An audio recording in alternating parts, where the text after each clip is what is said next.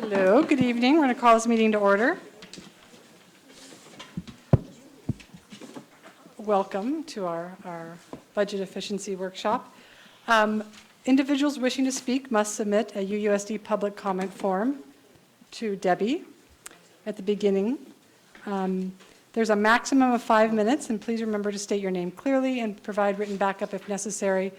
If there's a group of people, we ask that you just maybe think about the time, as we are hoping to get out here at 7 tonight.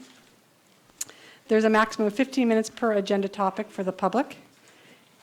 And this is a special election, so we're only taking comments. Special election. Anyone want to be board president? A special meeting, so we're only taking comments for items on the agenda. So roll call, Debbie? Here. Here. Here. Here. Here. Here. Stand for the flag salute. Ready to begin?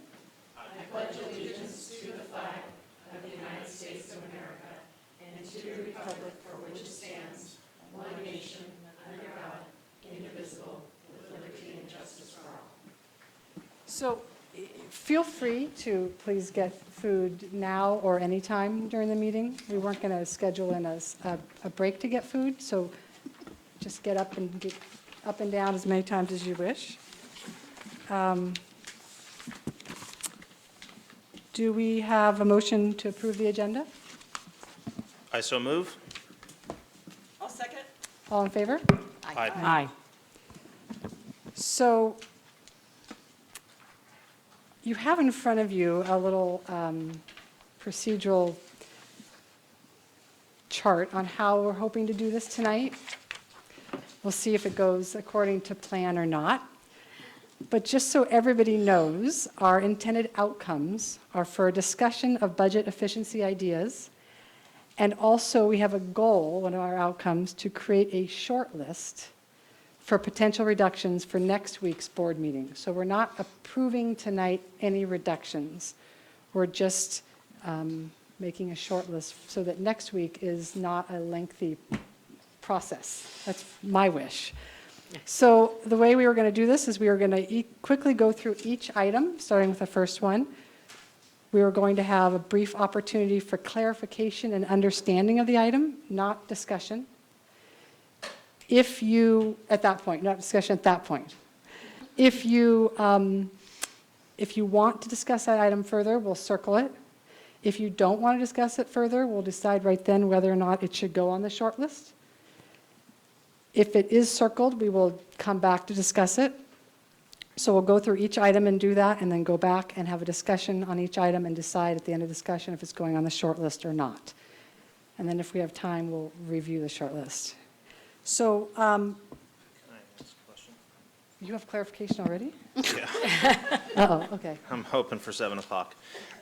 If there aren't things on the sheet titled, the one up there, the 2018-19 potential budget reductions, if it's not on that, are we, Oh, we're gonna have a chance to add them, which I forgot to put on my list. okay. Is that step 0? That's step 0, yeah. But before we get to step 0, we've gotten some communication from stakeholders. And so before starting this process, I would like to suggest that we remove item 7, which is the UISA. We remove UISA from this list and from this discussion tonight, and we deal with it as its own separate item after Superintendent Cuban is able to work with the stakeholder groups on possibly how to reduce overhead, maybe while maintaining it as a separate school or not, but as a totally separate issue, and not have it be part of this process. Trustee Van Sant, you're looking at me puzzled. So I just want to clarify, it will be on either the long list or the short list. It would not be part of this process. It would be a separate issue, and Superintendent Cuban will, because she hasn't had a chance to meet with them, she will meet with them and work through whether or not this is a good option or not. But it wouldn't be something we would be dealing with today. I'm sorry, you all came in purple, but something totally separate. Whether or not it would be a budget reduction item would not be something we would be deciding tonight or next week. Oh, or next week. No, it would not be on next week's short list. Trustee Barrett? So we won't be discussing it next week at all then? That would be my suggestion if the board is agreeable to that. It seems like it's not quite ready, wouldn't you say, Superintendent Cuban, to be on this list? I feel like on a lot of these, I mean, some of these issues are smaller, easier to implement. There are other items on here that I feel like require more process. I'm meeting with the UISA staff next Wednesday. We haven't even had an opportunity to talk. And I think that's really important in the process. And, you know, Penny's going to talk a little bit about the budget today and you heard the January governor's proposal. We still think we need to reduce. We're not sure until second interim how much. We think it's probably going to be a little less. And so some of these bigger programmatic items maybe are not as urgent.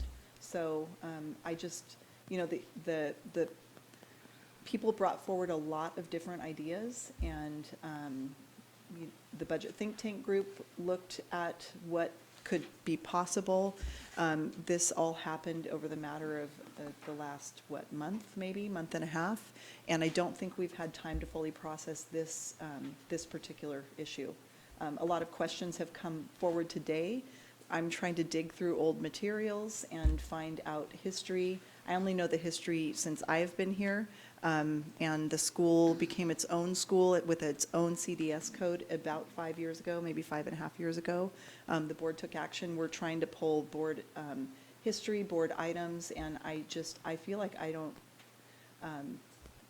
that it's a little premature without having processed through things with people. Yeah. So are we anticipating discussing this in February? No. Right? I would say I'm- next week? No. I wouldn't know until I've had some time to spend with people talking about this. I do believe that the overhead for that school is pretty high, and we should be looking at that. We should be looking at efficiencies. Which doesn't mean it wouldn't remain a separate school. But we would not be talking about it because our board meeting is next week, so it's not on the agenda. It's not going to be on the agenda for next But week. it sounds like maybe the board wants to talk about this, so we may not want to remove it. That's what I'm, Well, I'm just concerned that it needs to come back. I mean, if we did want to make any reductions in the program or anything, I'm thinking about March 15th. I think at the very least, we need to discuss this in February. That's why I said, would it be coming back in February?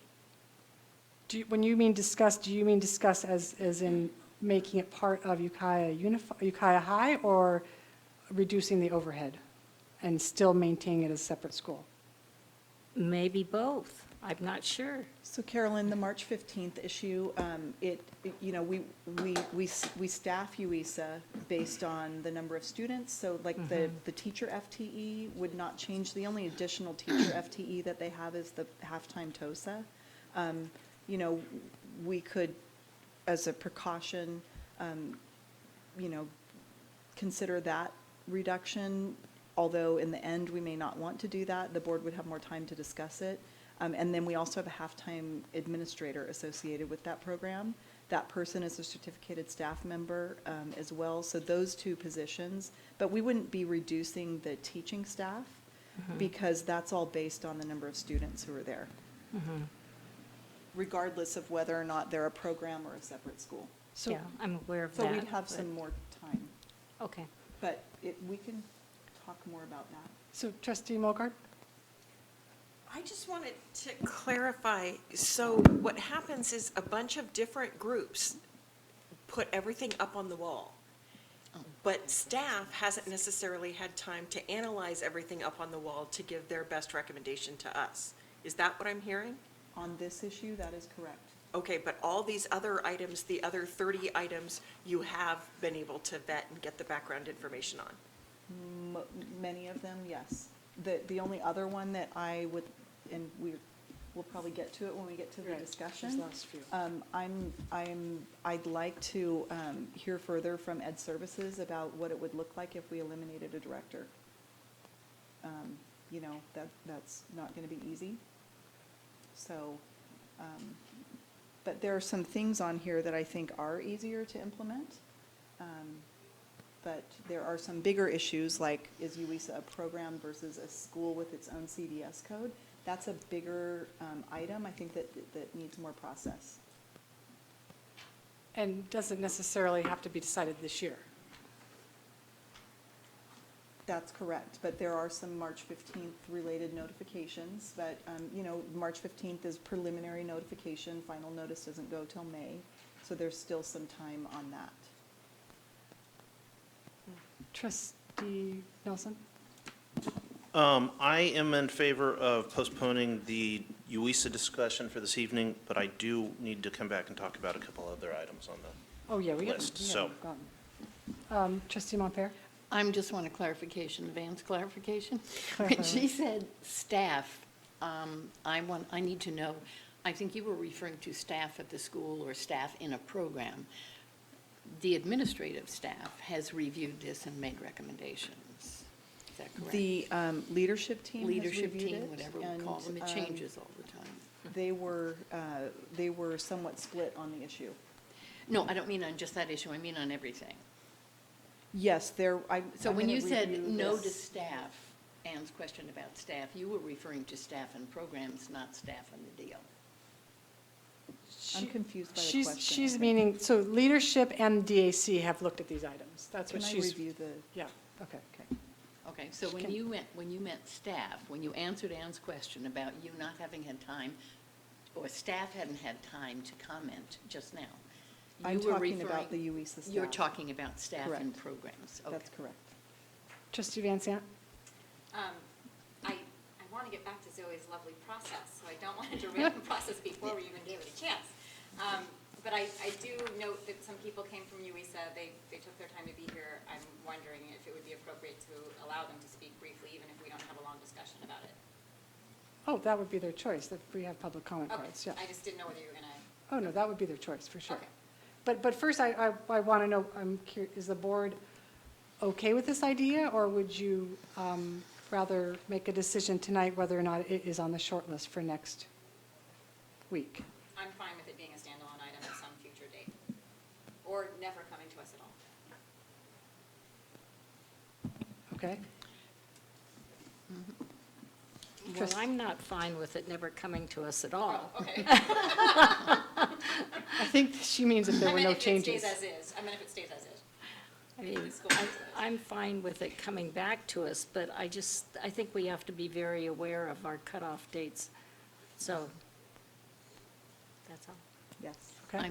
I'm fine with it coming back, but I do want to use that time to gather more information that would be available to us so we could make a more informed decision. Trustee Nelson? Are you fine? I'm fine with it, yes.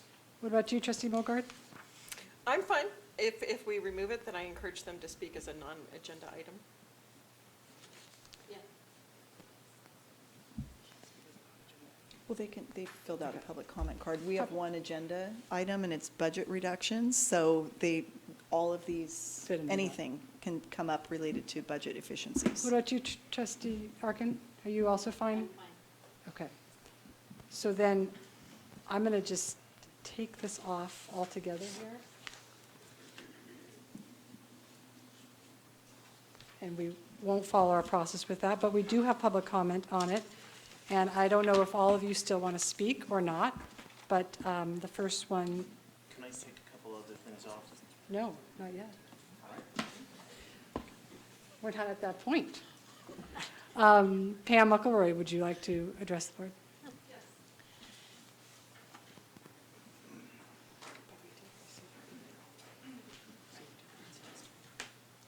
Oh, is someone timing over there? Okay. And we did. You guys speak in the microphone, sorry. It's being It's being, televised. yeah. Oh, I see. Okay, so, thank you for letting us have our comment time, even though we've been removed from the list so far. The UISA teachers sent you a letter yesterday outlining our history of becoming a school and some of the reasons we believe we should remain a school. During the discussions we've had while writing this letter, we've come to a deeper understanding of what a strong school community we have at UISA. Our school is important to us, the staff, to our students, to our families, to our community. As you discuss this item, now or in some future time or whatever, the only instructional item among other proposed budget cuts, please remember that you are talking about closing a school. I know you have not been thinking of this cut as a school closure, but it is.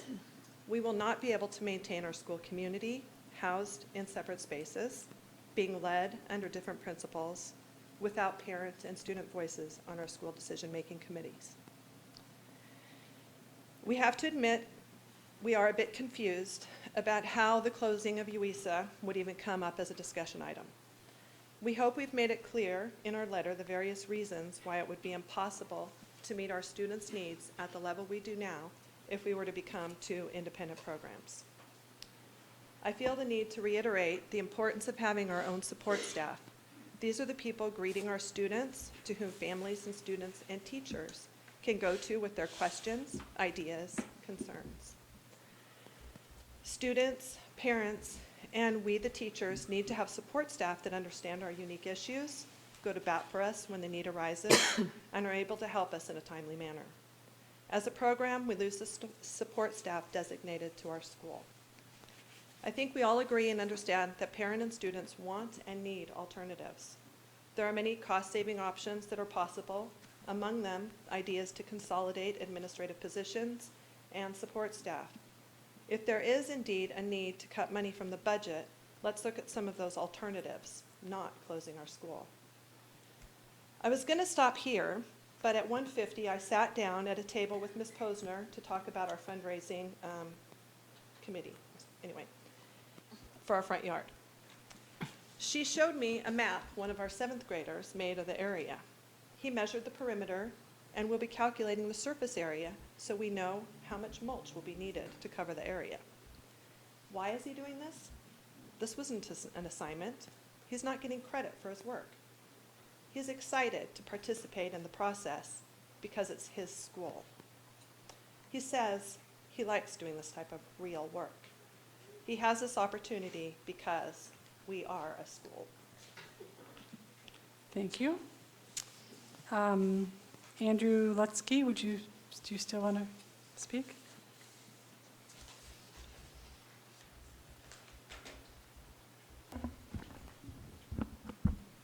Thank you. Thanks for the opportunity to speak with you all. My name is Andrew Lutsky. I'm a UISA teacher. I started teaching at UISA 5 years ago in the spring of 2013, which was one semester after the school opened. Since then, I've seen the school grow and improve each and every year, both in the quality of the instruction that we provide to our students and in the sense of community that we've created with our families. The idea that school culture and identity and sense of community are priorities for independent study students and families may seem counterintuitive, but it isn't. We teachers develop strong working relationships with our students, and we know that many of them want to participate in our small school community, and many already do. That's why our clubs and our classes and our graduation ceremony have been successful because students wanted to be a part of them. In fact, it was our students who came up with the idea and helped to create our hike and bike club and our arts blog. It's been our students who volunteer to work as teachers' aides and tutors at our school. I've even had several students who have continued to volunteer for our school a semester, even a full year after they've graduated. We teachers were very surprised to learn that the district was giving serious consideration to a proposal to close UISA after all the work we've done to build the school and one semester after we earned a 6-year accreditation from WASC. I'm very proud of our school, and I think the entire district should be proud of our school and support our continuing success as a school. I'd just like to read an excerpt from a letter from a parent that was also written to you folks on the board.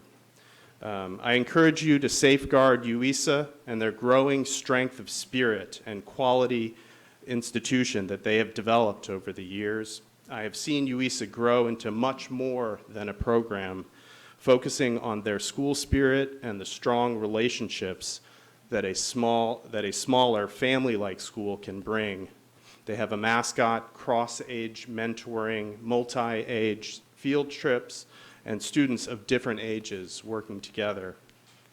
Let's continue to provide UISA with the ability to offer that to students of all grades together. Thank you. Thank you.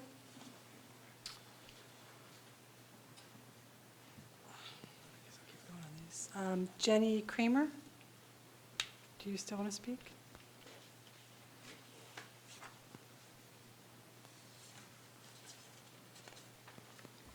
Sure. Thanks for still hearing our comments. My name is Jenny Kramer. I have a 10th grader at UISA who started last year as a 9th grader, and a now 5th grader who I anticipate would join UISA at high school age if it's still there.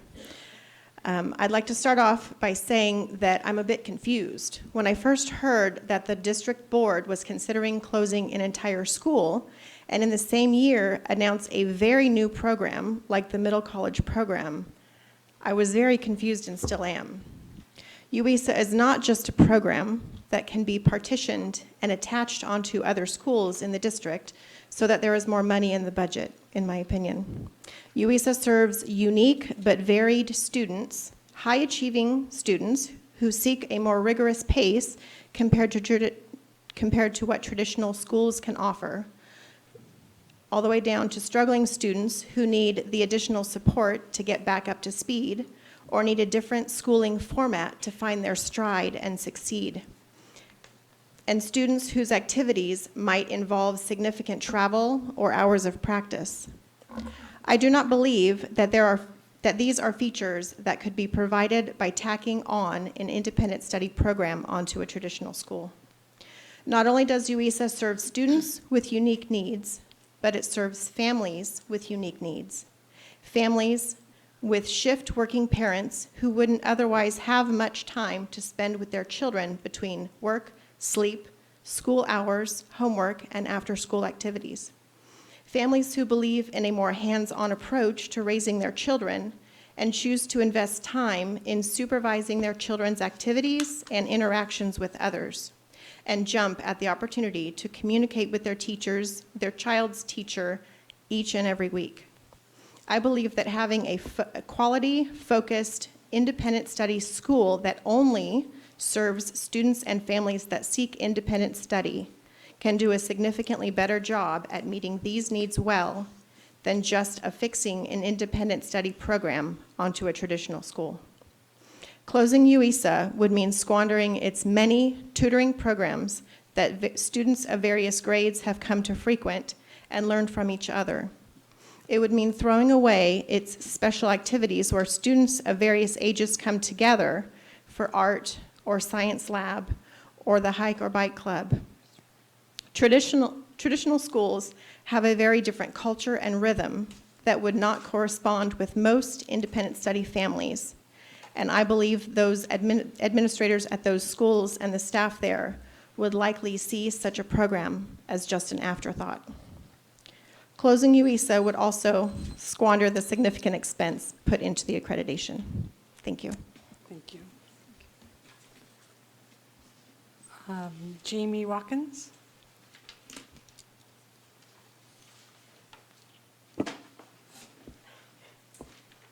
Thank you for having me. I'm Jamie Watkins. I have 3 students at the Ukiah Independent Study Academy. We recently found out that there might be changes to the Ukiah Independent Study Academy. Some of these changes will affect my family directly. We wanted to share with you what this school does for us and means to us. We have homeschooled for many years. When we moved to this area and inquired into the UISA school, we were blown away with all that it offered. The communication between all teachers and staff makes it so easy to have multiple children in different levels. From my first meeting to enroll my kids to present day, I have always known the path for their education and knew I had a choice in it. Not something that you can always have in the public school system. I have already had meetings for my son who is in 8th grade to transition him into the high school level. This is something that I look forward to in next year, as well with my daughter who will be in 8th grade. The tutoring for all ages is something that is a huge support to our family, and we utilize this weekly. I know that 5 days a week, I can safely drop off any of my children for tutoring, and they are being not only helped with their education, but they're in a small positive environment. Again, not always something you can have in other school environments. I share with everyone I come across what a wonderful school UWISA is. More and more people are looking into these alternative ways of providing their kids with a great education. I really hope that you all consider what a precious resource this is for people of this community. You will continue to see this type of schooling as a choice parents make for their children. I am deeply saddened to hear there's even talk of closing the school. It offers a more hands-on approach for parents to have a part of their kids' education. The positive social interactions they get from the K-12 field trips and weekly activities is great, and the one-on-one cross-age tutoring is incomparable to anywhere else. It is shocking to me that there's even consideration to make these changes to the school.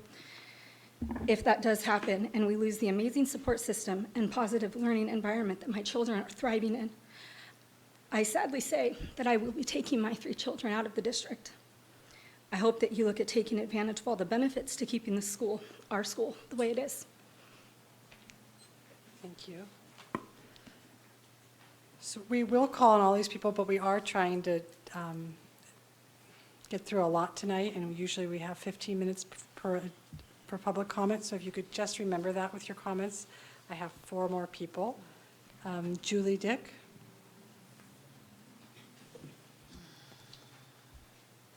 Hi, I'll try and make it short. I have 4 children in the school, in elementary age. So I have recently found out that there may be some changes in the school that we attend. I'm a concerned parent, and I would like to help you understand what this school means to me. I'm a homeschooling mom who very much loves to be involved in my children's education. I have done independent homeschool for my kids in the past, but this school that we are a part of now, UWISA, has brought my homeschooling efforts to another level. I'm so glad to know that I can choose a school that fully supports the homeschool child and the parent to get all of the necessary requirements for each child. My children are excited to be able to be a part of the classes that are offered, such as the art class, the science class, and the hike and bike class. They have learned things in those classes that they would not be able to learn if it was just me teaching or them being a part of a multi-student elementary class. The teachers that my kids meet with have made each kid's individual learning program specific to their needs. I really believe that making school a learning and enjoyable experience at the same time is key to the advancement of each child's brain. Also, I am glad to be able to take part in the tutoring that happens throughout the week for my child that struggles a bit more than the rest. The support that we get through UWISA is amazing. If this school remains the same, I plan to keep all 4 of my children in it for the next 12 years. The staff that is involved in this school has been exceptional with their service and help to me as a parent. They have been so supportive and have communicated everything that is offered to us at this school. I have a daughter in 6th grade, and her teacher and I have been talking about certain parts of next year's schooling. She is preparing me and my daughter for the middle-age school, and we are taking steps to prepare for that. Another part of this school which I love is the positive environment that we feel when we spend time in the building. I feel safe to leave my kids with either of the teachers that were assigned to us. They are constantly asking my children questions to help them with their thinking and maturity.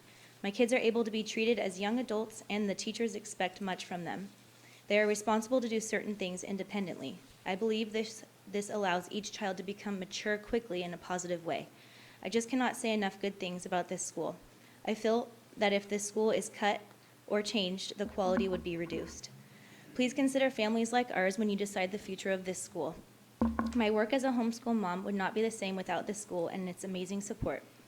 Please don't take this school away. If the decision is made to close this school, I'll be taking my 4 kids out of the Ukiah Unified School District and homeschooling them independently. Thank you for your time. Thank you. That's 15 minutes. So what is the will of the board? We have 3 more comments. Do you want to allow the last three comments? Yes? Yes? Yes? We actually have 1 minute left in our 15-minute initial allotment. Carolyn? Just like to encourage them to be brief. We have decided to postpone this for a while. We are going to have other time to speak. We have a whole bunch of really important things to tackle tonight. I am concerned about the time. Okay, I hear you, but it sounds like the will of the board is to let everyone have a chance. So, Isa, are you interested in speaking? Am I continuing the time? I suppose so, yes. You have 3 minutes. But do I need to track the time? Let's not track the time, but let's do 3 minutes, 3 minutes. Thank you.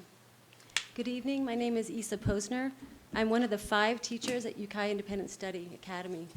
Thank you for this opportunity to speak. I'm going to highlight 2 of the many events that occurred at our school that helped to create the alternative choice that parents and students need as an option in our healthy community. The first is our mascot, the bear. The second is our graduation ceremony. Before UISA voted on a mascot, we asked our students for suggestions of an animal to represent our school.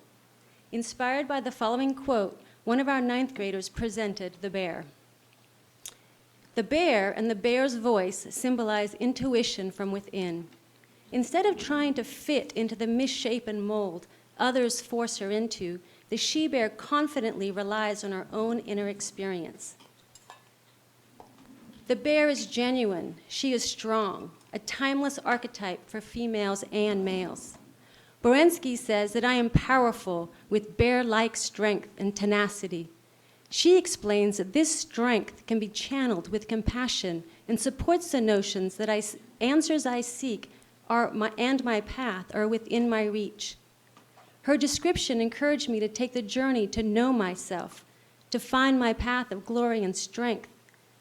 To achieve this, she prompted me to focus and find my own rhythm.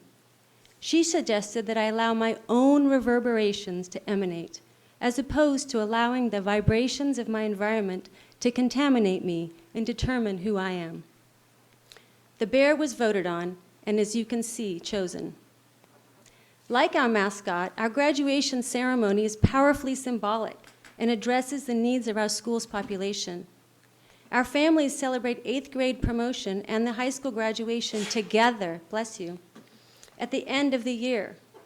During this important transitional ceremony, our high school graduates help the 8th grade students to step confidently into their mature role as high school students. They begin this process with an inspirational speech directed to the 8th graders that outlines aspects that they can expect to develop and pitfalls to watch out for. In this ceremony of transition, the high school students welcome the 8th graders into their high school years by giving each one of them a single white rose. Rarely is there a dry eye in the room. Dry or wet eyes, our school offers a safe, rich, warm, dynamic, alternative learning environment where students come to work together independently or in small group settings. Like the bear, who sometimes needs to hibernate to be healthy, but learns to be social in the spring, they are creating their own path for learning. There are many options that allow us to remain open as a school. We invite you all to come to tea to discuss them with us. All of us at Ukiah Independent Study Academy welcome you. Thank you. Thank you. Poppy.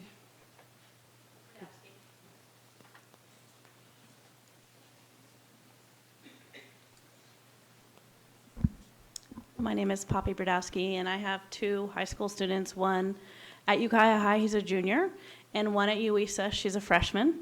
So I feel uniquely qualified to talk about the difference and how important UISA is to keep separate from the experience my son has had. He's been there now 2.5 years, and it's really about the support that I get from my daughter at UISA and the individualized help she gets. My son whenever we need to meet with this counselor, she gives us reasons why we need to wait, because she's working with kids who are failing, or drugs, or fights, or all these things that Ukiah High School is dealing with that we don't have at UISA so much, and that leaves the staff available to support the kids. And my daughter was recommended to the GATE program because they were paying attention to her and knew her individually and could meet her needs individually, which really hasn't happened at all at Ukiah High. And I feel like incorporating the school, my daughter's school, into Ukiah High would be such a loss for all this individualized support that she's getting from the staff and the teachers at UISA. Thank you. Thank you.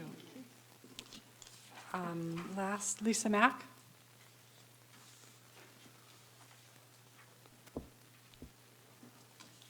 I had some excerpts. Hi, thank you for letting us be here, and thank you for letting us all talk really quick. I took excerpts from quite a few of the parents' letters. I was going to read all of them, but I won't. I'll just read you one short one. Lisa, could you scoot up just a little bit to I'm that sorry. microphone? Thank you. I was going to read excerpts from some of the parent letters who, in support of our school, but instead we copied them off, and I would like to just read one short one. And we have packets for you guys that have some nice reading in it. This is from Deanne Hoppy. As a school, Ukiah Independent Study Academy offers many positive benefits that might otherwise be lost if it were to become a program attached to another school. The students at UISA have a sense of ownership and pride because this is their school. They always feel comfortable and welcome. If UISA were a program attached to another school, they would be considered more of a second-class student, only semi-connected to a school, but not really part of a school. As a school, UISA can provide a family-friendly environment where students of different ages can be involved, allowing them to learn to work together and help one another. As a program, this benefit could be lost. UISA is the best school of choice that I have been involved with while homeschooling 3 children over the last 10 years. UISA is providing unparalleled benefits for our community, our students, and our parents that cannot be fully realized if it were just a program. Thank you.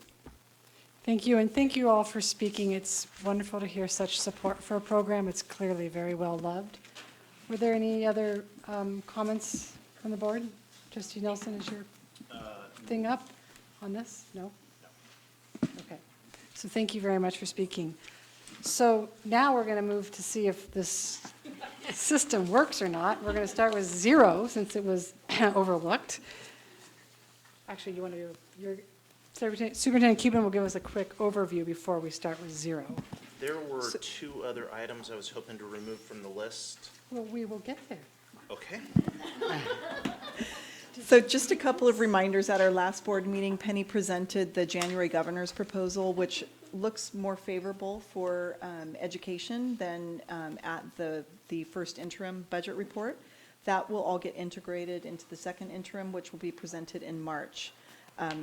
Regardless, we really need to look at budget efficiencies, and it's likely over the multi-year, because that higher level of funding is not sustained, that we will need to make reductions.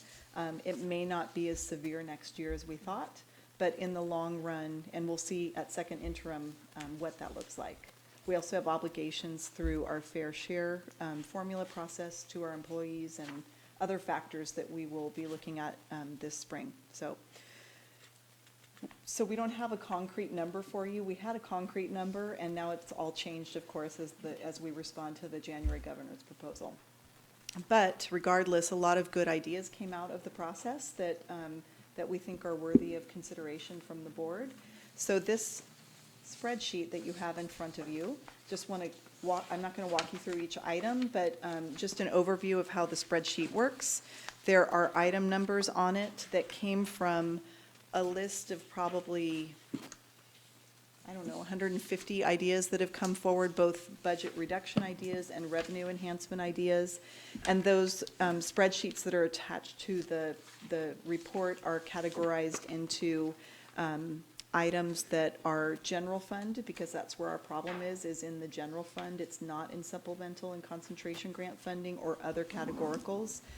So we really need to look to the general fund for things that are not necessarily negotiable or they're not required by law. So the items that are on this list fit that category. They're general fund savings, really. And so how it looks, we had the our leadership and administrative council group look at this list. Almost everything on this list, there were some things added by DAC.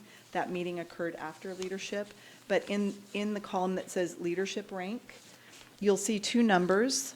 Well, actually, you might see an asterisk. And those are items that the group, either DAC or leadership, came to consensus on that could be implemented, that reduction could be implemented. So that's kind of your first level.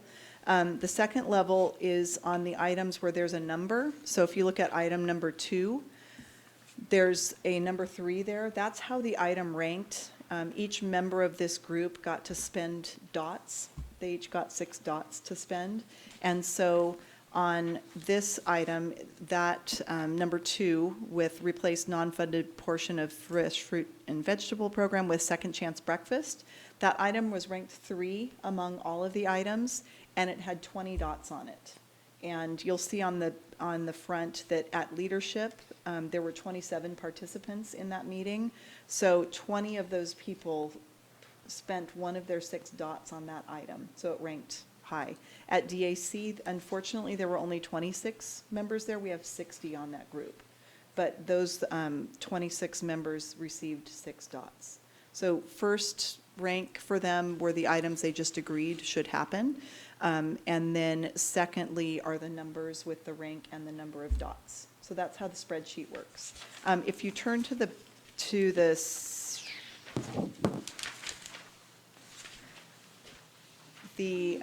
third page, there are a few items that were added.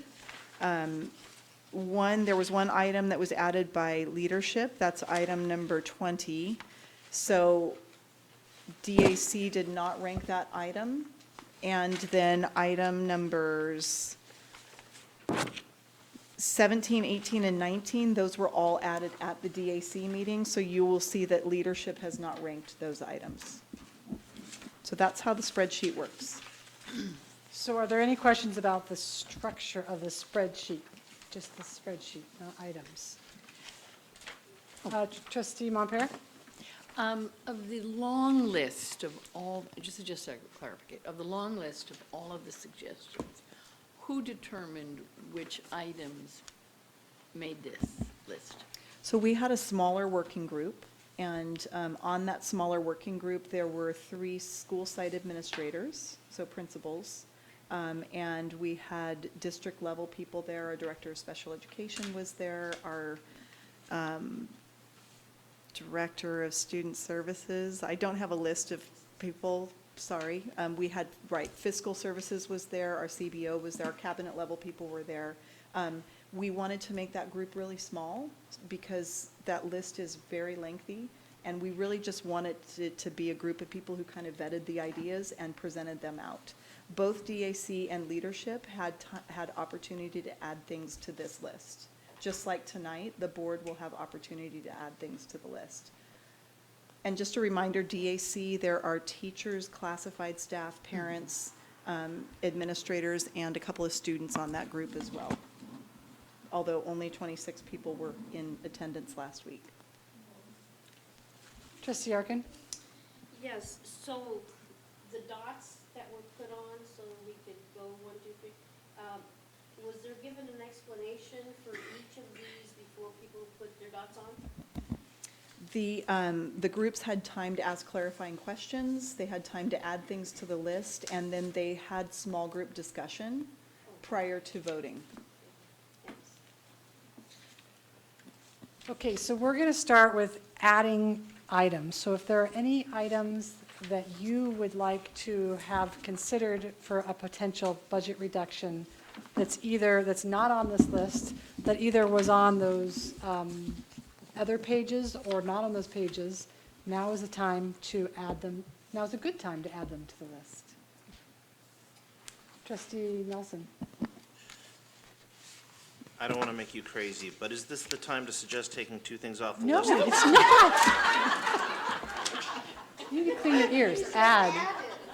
Okay, One of the items that I think we should at least take a closer look at is eliminate 2 FTE nurse positions, replace with health techs. Wait, is this general fund? Are we doing just general fund right now? That was number What's the- 34 What's the header on the on, sheet? On which one? On the page called reductions, unrestricted. And what number? 33, 34. glad somebody knows what it is. So tell me, tell me again. Number 34, and the idea reads, eliminate 2 FTE nurse positions, replace with health techs.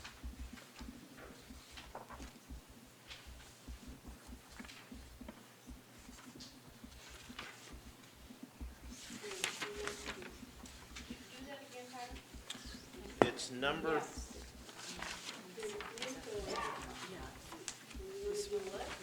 Eliminate 2 FTE nurse positions and replace with health techs.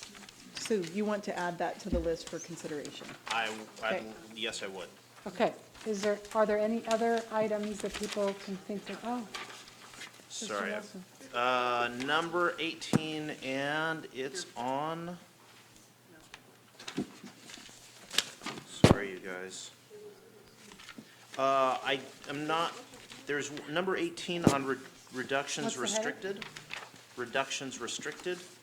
We're not touching that, are we? We're looking at Is that, we're not doing that this evening?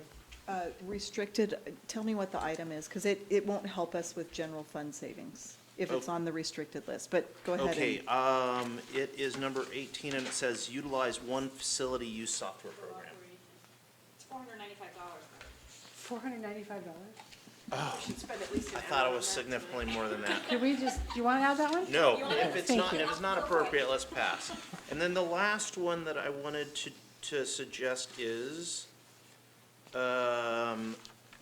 I can't remember what sheet it was on, but it says, it's number 62, and it says restructure positions to eliminate redundancies. I think that is a good practice that we should be doing all the time. I don't know what kind of cost savings it will have because it wasn't in the list, but we should highlight Can we add that that? and suggest it to our administration that that is a great idea. Tyler, is it on the list that says unclear?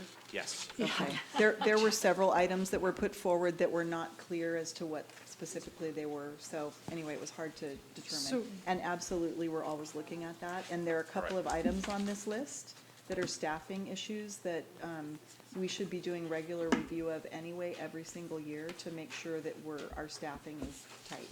It's extremely difficult when you're talking about staffing to make lower decisions, and so I know it's easy to avoid.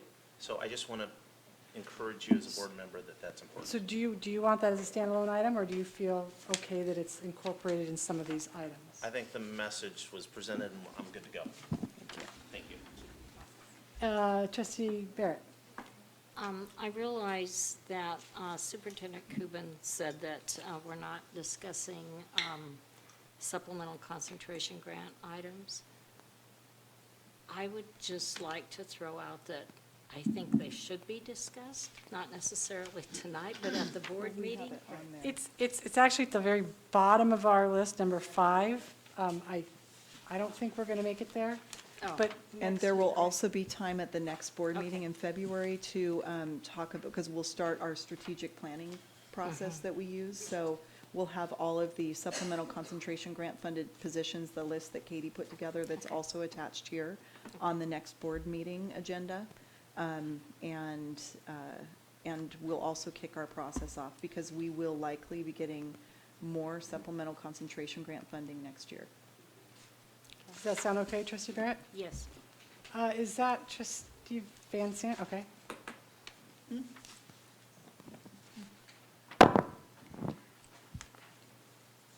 I really want to respect your process, so I Oh, don't want to, great. I'm not going to derail it. Okay. But what I did want to discuss was number 20 on the reductions list, which it does say restricted, blah, blah, blah. But the concept of eliminating or reducing the number of professional development consultants and instead consult with blah, blah. I do feel like I don't have a good sense of how many consultants we're using for what. I'm not sure if this is a number 22 or not, but it's just something to think about when we're thinking about budget efficiencies. How many consultants are we using, and are we feeling like they're really of value? Could we perhaps get that information? And there may not be a We rush can on that. We can include it in the February meeting when we talk about supplemental concentration grant funding. Okay, that would be helpful. That meet your needs? That would meet my needs. I do have another potential 22. Yeah. And it was on this sort of vague list of savings are unclear. It was number 23, parent engagement, use parent emails instead of mailing. I would like that to be added to the list as something to discuss. And I would say parent emailing and texting.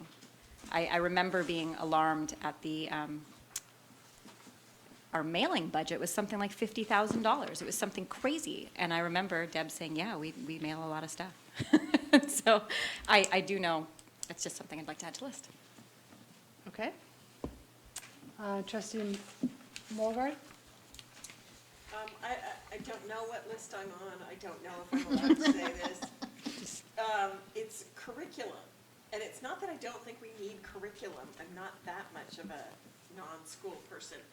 But it is 1.5 million in 17, 18, and 700,000 in 18 and 19. So I think it's worth discussing just to see, are we sure that this is the right time to adopt?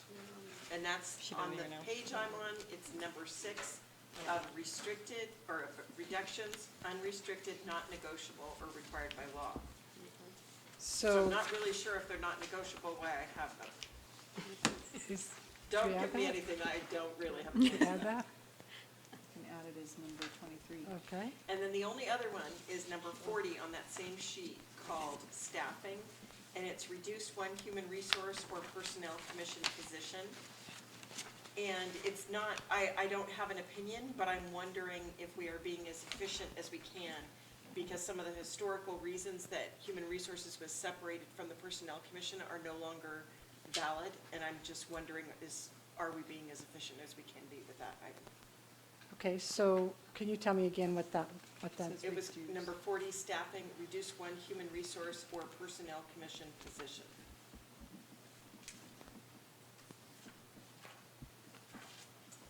personnel? Can I ask Ann a question? Yeah, please do. And Trustee Mulgard, on the curriculum adoption, what number was that again on the restricted? I want to make sure I have it in my notes. Okay. Trustee Montpere?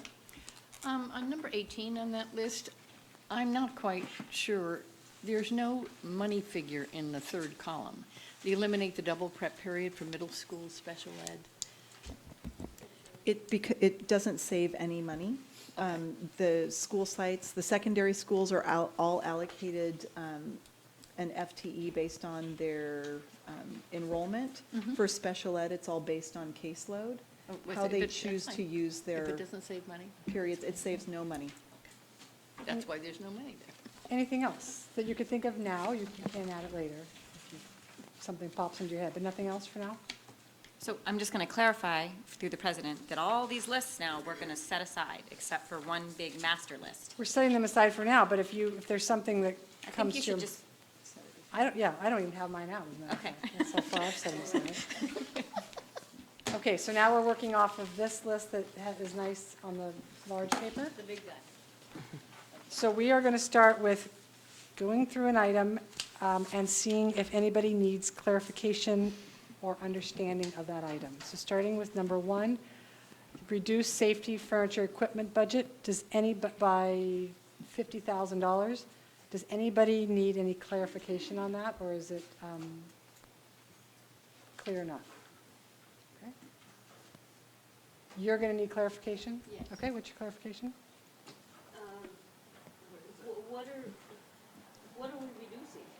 I mean, what are we taking away for something that it looks like safety and, I mean. So over the past few, there used to be no budget for this, and over the past few years, we have budgeted this amount.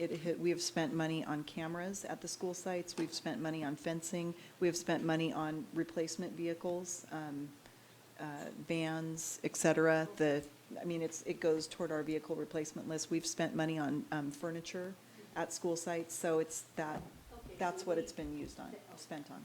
Thank you. Trustee Montpere, do you need clarification on that one? So the furniture, I just want to double check, the furniture is similar to all that wonderful new furniture we saw That's just correct. 2 days ago. Yes. So we don't know which of these three categories will be reduced the most. In other words, is the 50,000 going to be spread, or does that mean nobody can get new furniture? I was so impressed with it. Or we don't put it on the short list? Okay. Is the option. All right. So no other clarification? Does anybody want to circle this for discussion or not? I need no discussion. Okay. Does anybody want to put this on the short list to come back for next week as a budget reduction or possible budget reduction? Or do we want to leave this one as is? Trustee Nelson? Looking at the two rankings from leadership and DAC, I think we ought to put it on the short list. Yeah, go ahead. And I noticed that myself. The other thing to note with leadership especially is they did this when we thought we had to cut $400,000 from the budget. So, you know, they were trying to get to a particular number. I'll just Yeah, make that note. that's I good to forgot to know. add that to the board.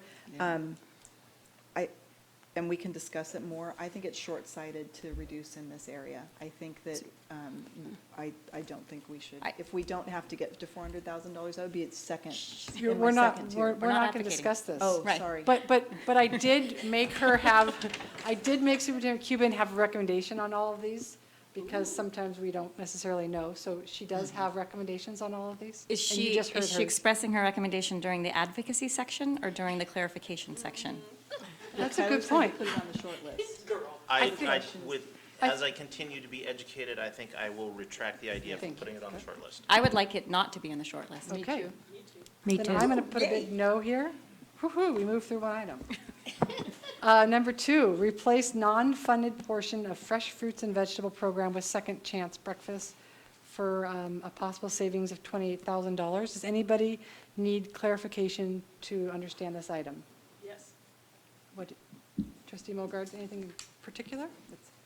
Well, I do know what a fresh fruit and a vegetable is, but I do not understand what this really means. Jim. Fresh fruit and vegetable program versus second chance breakfast. I'm not getting it. It's a good question. I Jim, wondered the can same you thing. come to the mic, please? I wondered the same thing. Answer your question, Trustee Mulgard. So currently, we are funded at 2 school sites with a fresh fruit and vegetable grant. Those 2 school sites are Oak Manor and Nokomis. We provide a fresh fruit snack in the morning to the other 4 elementary school sites that are not covered by that grant. So it's the 2 school sites were reimbursed for that from the federal government. The 4 school sites where we provide the fruit snack, that is something that comes out of the general fund. And so the second chance breakfast is? The second chance breakfast is an opportunity to capture those kids who have not had breakfast before school. So, you know, for various reasons, kids don't eat before school, before they get there, whether it's they're not there in time. A lot of kids are not hungry before school site. So what we do at the middle schools and the high school currently is we offer what's called second chance breakfast. So this is an opportunity for those students at the middle school and the high school to, at their first break or their first recess, to come into the cafeteria and get a meal. So the idea is to expand that to the elementary school sites too, to be able to capture those children who do not eat before school, who we're currently not serving. I'm not understanding why this would be before us. If it is your recommendation or with your boss, why is this even coming to us? I think there was some trepidation by some of the elementary school principals that they were reluctant to see a free snack removed from their students. But if you're replacing it with a second chance breakfast, Correct. that probably includes some fruit. Correct. I mean, it has to include fruit. Correct. There's definitely fruit. Correct. Fruit is involved.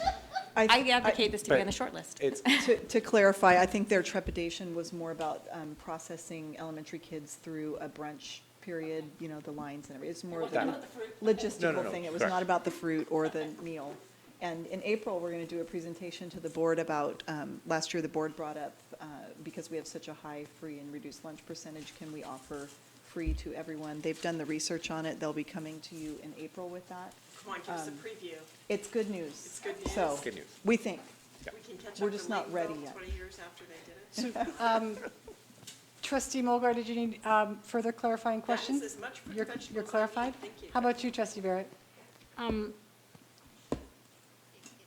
just imagining this, if the kids have to go to the cafeteria to get the breakfast, they're not as likely to do it. Where I've been at the elementary schools and they just pass out at recess all the fruit, and everybody pretty much takes it. There's a So- couple of different ways of doing it at the school site. Some school sites where they just set it up in the cafeteria and the kids actually come through that want the snack on their way out to recess. So I would envision we could do something similar to that. So does anybody want to circle this for discussion, or do you want to decide right now if it goes on the short list? I know Trustee Van Sant, you suggested we put this on the short list? Well,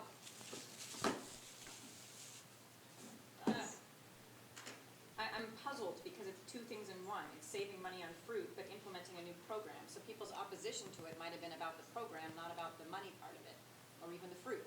So it's not exactly a budget reduction, it's like a program thing, but let's leave it on the short list. Okay, we'll put it on the short list. Thank you, Jim. Number 3, reducing gate materials and supplies by $10,000. Does anybody need clarifying questions for understanding? Trustee Mulgar? This looks like it eliminates the program. The No. budgeted amount is 10,000, the amount reduced is 10,000. That means 0. No, we have, don't we have funding in the budget through supplemental concentration grant funds, Katie?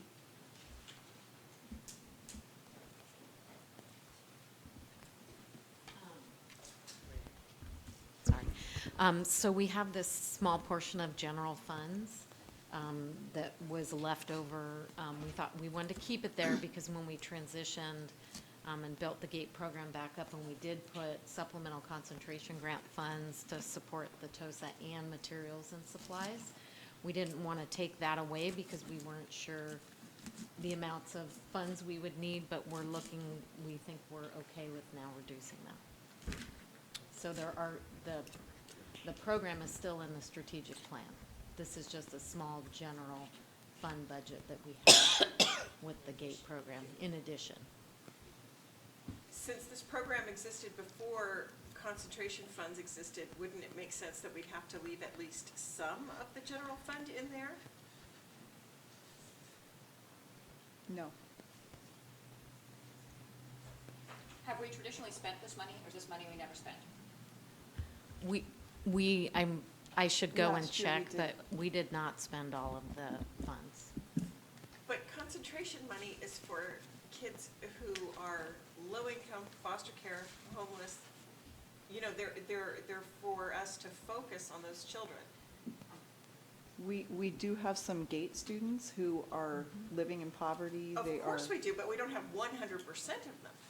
So how can you pull 100% of the funding out of the general fund that you had been using? so are we advocating? Yeah, wait, are you still clarifying? Is this, Well, I'm clarifying the legality of pulling all general fund and leaving general fund at 0, but maybe this is not the time, and I'm happy to Can I make a ask the suggestion? question at Sure. another time. Number 11 is also related to GATE. I'm sure they're going to be pulled for discussion. Perhaps we can discuss them together. Number 3 and 8, 3 and 11, okay, I will combine 3 with 11. for a discussion. Okay, number 4, operations, reduce new classroom setup funds by 50% for a potential saving of $37,500. Does anybody need any clarifying questions on this? Trustee Montpere? It's hard, is that for one classroom, 10 classrooms? I don't even know, I mean, I just know that when a new teacher or a teacher walks into a classroom, she will find it strict, because that's what happens at schools. So Right. I think it's really important that, She's advocating. and, So, yeah. I'm So- all for I mean, So it doesn't need to be discussed, it could just be a flat-out no as well, bear in mind. So It could do, go on the it could not go on the short list. Do you want to give us your recommendation on this one, or not? You want to wait? I can give it. I think at this point, if we had to potentially reduce more, I'd put it on there, but I wouldn't for now. I think it's short-sighted. We have new classrooms that are getting set up. Our enrollment is increased by 260 students, and we need a funding source to be able to set up a new classroom that has nothing in it. So, and we did 3 this year? 4. We did 4 this year. And, I'll show my notes. So are you all fine with this not being on the short list for reductions? I recommend this not be on the short list personally. Okay, everyone's okay with that? Okay. Speak now. Okay, so we are taking this one off.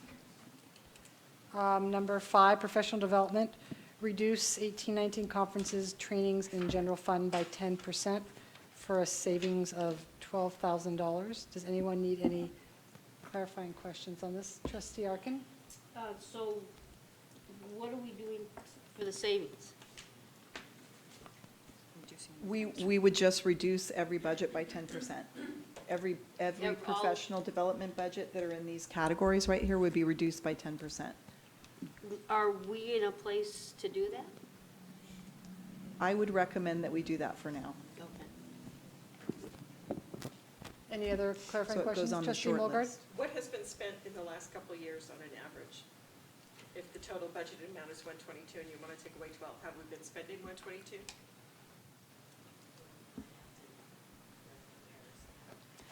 I believe we have.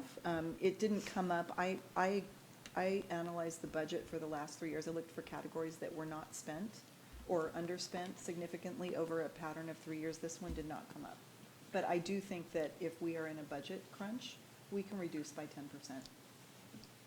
I'd never like to reduce professional development because I think we're very isolated. It's important to get people out, but if we need to make I'm some right reductions. there with you with that advocacy when the time comes. Okay, so I'm not in favor of Yes, putting this keep on the short checking me list. on Would you, do you have another clarifying question? No, I'd like to add it to the discussion. Okay, I know what it means, but I'd like to talk about it. okay. Number 5 will be discussed. Number 5 will be discussed. Number 6, reduce paraprofessional support in special ed. And do you have a clarifying statement on this one? There are 2 staffing issues on this, number 6 and number 15. We would normally, if we weren't looking at reductions, we normally analyze our staffing every year and regularly to make sure that we're staffed appropriately. These are 2 areas that we can do. I mean, there's a vacant position that hasn't been filled that is not needed in special ed. So normally we just bring that forward to the board, but it got on the list for budget reductions, and so it's here. The issue with PE paraprofessionals, when we added PE teachers to the elementary schools, we didn't relook at the ratio of adults to kids in the PE program. So we just Could we do added. that one separate? Whatever you want to do, Let's I'm just clarifying that that to me is a staffing issue. There's a ratio that's used that has historically been used in the district to allocate PE staff to elementary schools, and we haven't used it for the past few years. And we need to use it, and if we did, that's what it would result in. Okay, so for the special ed, Trustee Arkin, do you have a clarifying question? Yes, this is not the one, number 6, that we had added after we had, when, I don't remember her name, came and told us it was really important to add special ed paraprofessionals. This is not that? She told us we needed to reduce the parents. School services told No, us, but make them full-time, but this is, right. But That's this is not that. no. Okay. Trustee Mompere? I'm sorry. Trustee Barrett? I'd like to put this on the short list to discuss. To discuss or to just put it on the short list? Just put it on the short list. Okay, does anybody need discussion on this, or shall we move this to the short list? Okay, going to the short list. Skipping 6, going to 8. Oh, can I ask a quick question? It was 6 and 15? We're going to go back So to we're going to 15. go back to. Okay. So number 8 is staffing, eliminate one director. It sort of goes hand in hand with 9, which is the support staff for that director, correct? Do you want to say something or get clarifying questions? When should you clarify? Are there any clarifying questions for this? Yes. Trustee Nelson? No, I know what it means, but I think we should discuss it. Okay. So 8 and 9 kind of go together. 8 and 9 go together.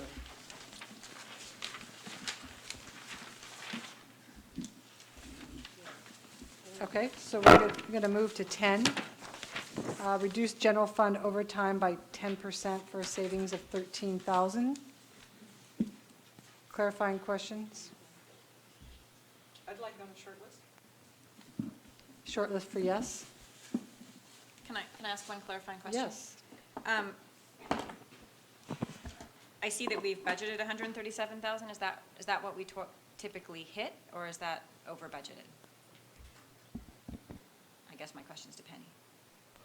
It'll depend on the circumstances. So you never really know? Typically overtime, a lot of times is unexpected. Whether it be The fire. So, or people being out and having to, cover. I guess then, if we reduce it by 10%, but it's necessary, it's going to happen anyway. So is this just kind of like a thing we're doing with numbers? Superintendent Cuban, do you want to weigh in on this one? I'm not sure it's achievable. I mean, I don't think that we approve overtime lightly. We can certainly continue to hit that with our managers to make sure they're not, but I haven't looked at where we are this year yet compared to past years, but it's usually, our budget is built on the past year's expenditures usually, so. I guess that's what I'm thinking. I don't believe we operate on a sense of planned or scheduled overtime. No. So, some departments do, like some law enforcement departments do, but since we're not doing that, I don't really understand this one. So you're suggesting a no on that? I'm suggesting a no on it because it sounds like it's not really our choice anyway. I'm suggesting it yes, because it's an easy win. It is easy to just write $10,000 less, Exactly. true, since it's just writing numbers down in this case. Am I not being clear? I don't care. I am in Megan's camp. I think we ought to ignore this because it's silly to take it off if we're going to use it anyways. Trustee Montpere? I'd just like a clarification of what an example of instructional overtime would be. This would be in the Ed Services Department? No? No, for example, we're short.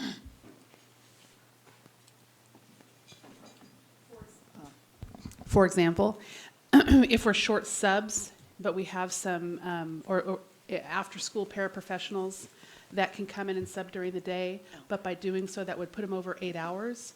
That would be overtime for them. Very simple. And that's what we do when we can't get a sub sometimes. Okay, so if somebody wants this to be on the short list, it will be on the short list for next week. So Trustee Molgard, would you like this to be on the short list? I'm willing to go with the will of the group.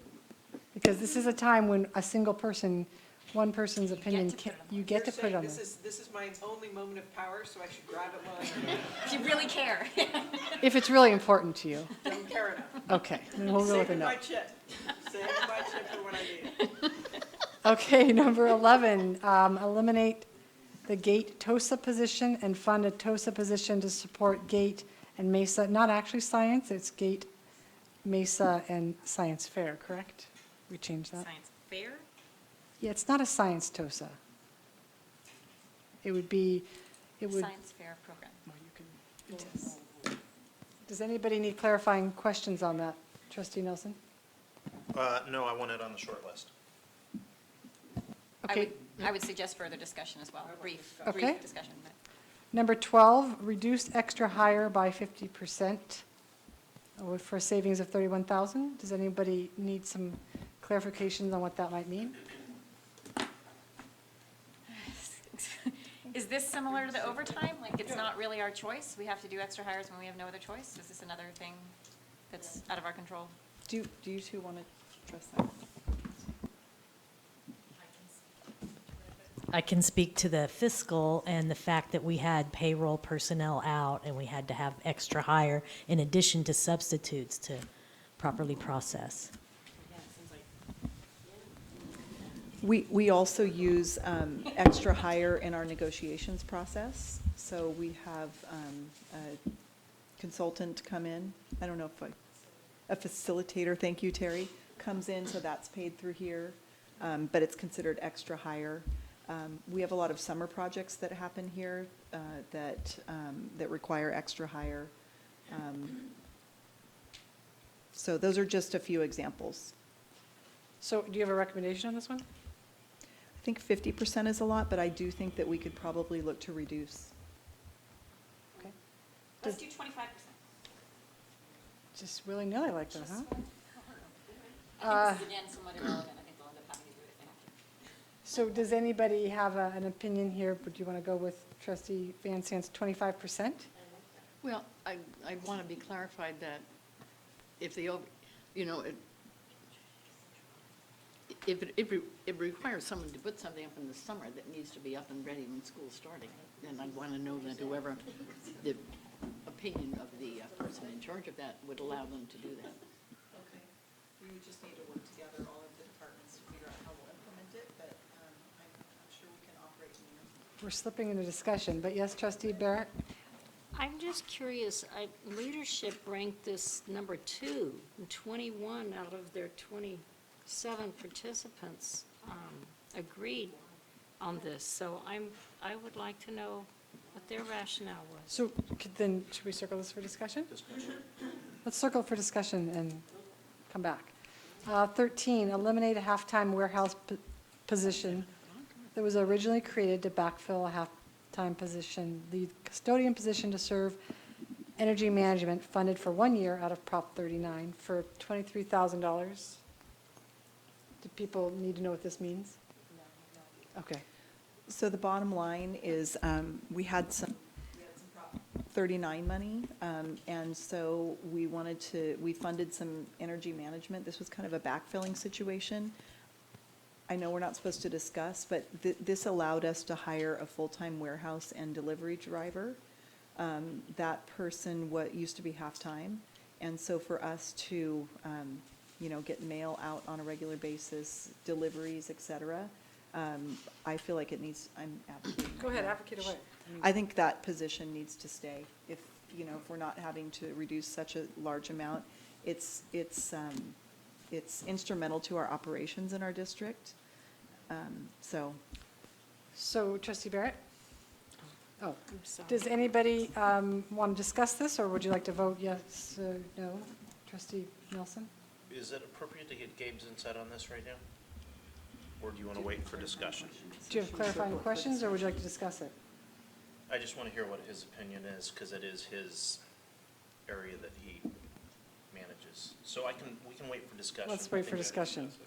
Okay, 14, eliminate, reduce the garden program for a savings of $138,000. This is just the garden specialist, not the TOSA in this amount. Clarifying questions? Anybody want to circle this for discussion or put it on the yes or no list? Oh, yes, go ahead. I just want to clarify something.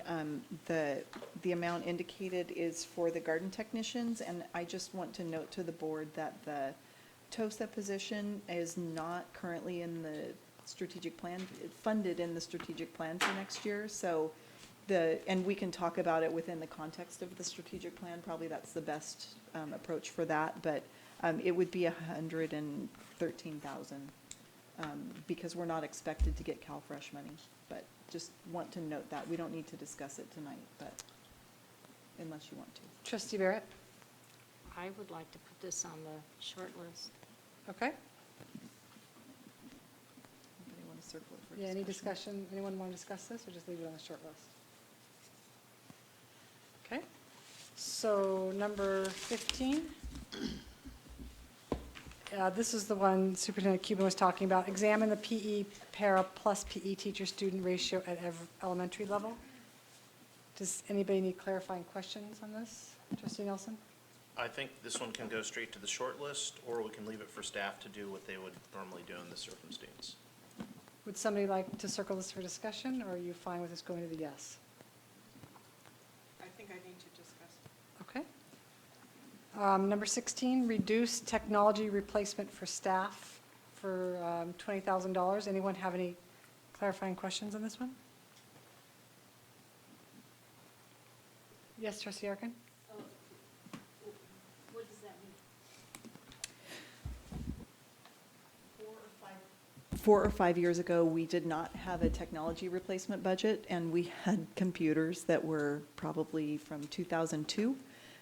Staff members had computers, so we put together a technology replacement plan for the staff. We also have one for students, but that's funded out of supplemental concentration grant funding. And so this is a 5-year replacement plan. So every 5 years, we would replace a staff member's computer. We've been playing a lot of catch-up, and this, like the equipment budget, I'm not supposed to. No, go ahead. I would say it. I think at this point, it's a little short-sighted to reduce it. We also have technology equipment in our classrooms, like our projectors, sorry. Not these things, but, projectors, LCD projectors, that are old and need to be replaced. So I just think it's short-sighted to replace, to eliminate. I would suggest this not be on the short list. Okay, I'll take this off unless somebody would like it to be included. No? 17, communication. This was just added by the DAC, so it didn't go through the whole process. Eliminate social media, public relations, communications consultant. Does anybody need any clarifying questions on that? Trustee Nelson? I would say this does not go on the short list. So you don't need any clarifying questions, you'd say no. Anyone else want to put on the short list? Okay. I agree. I do not want to put it on the short list, but at an appropriate time, I think it would be good to review how best we're using that funds and make sure we are using them appropriately. I definitely want to allocate the money to it. I just think we could reassure ourselves that we're doing it in the best possible way. Got that? Got it. 18, also added by DAC, eliminate food, catering, and drinks for meetings and workshops. Put that food back right now. Anybody need any clarification? Don't eat that. On this? I disagree. Put this on the no, or does somebody want this on the yes? No. I think it should be on the note. Just very quickly, I think providing food is respectful and provides a good environment. Okay. Number 19, also added by the DAC, reduce maintenance budget expenses. There's no amount here. Do you want to clarify that? I don't even understand what this is. I don't have any clarification. I have an opinion about it. Which is? You have seen our facilities needs. We've done a facilities master plan. You've seen the 5-year deferred maintenance list. This is not the area that we need to reduce. So looks like the DAC added it, but nobody voted for it? That's correct. So, I'd say no. no? Okay. Number 20, facilities. This was added by leadership. Purchase modulars instead of renting for it's not actually savings, correct? It would be a long-term savings, but it's not. The idea was to use some of our one-time money to purchase these. So there would be a $400,000 expense, but in the over time, we would save $23,000 a year. Any other clarifying questions? Does anybody want to discuss this or put this on the no or yes? I would like it on the yes list. The yes or the short? The sh- short list to, Yes and short. Can we discuss that Sure. on the short list? well, you want to discuss it and then we'll discuss it and then put it on the short list afterwards. Okay, 21, eliminate 2 FTE nurse positions and replace with health techs. Any clarifying questions? Trustee Nelson? Or me? I'm eating $15,000 worth of food. I would like to, I know what it means, but I would like to put it on the discussion list. Okay. 22, use parent email and texting instead of mailing. Any clarifying questions on this? Does people want to put this straight on the list, or you want to discuss it? Can I clarify Yeah. a couple of things? We had this discussion in leadership or the budget think tank. We don't, out of the district service center, we don't do a lot of mailings. We don't mail the parent newsletter. We post it. The school sites do more mailings of report cards and newsletters and such. So, and I'd feel better about this if we had more parents signing up for the parent portal. We're at about 60% right now. I think next year we'll get better. But, so anyway, we don't do a lot of mailings from this office. We've really cut it down. We also don't mail the parent packet anymore. Some sites were mailing out the parent packet. So that would be a savings for this year because we have the parent portal, which only 60% of our parents are on yet, despite our best efforts.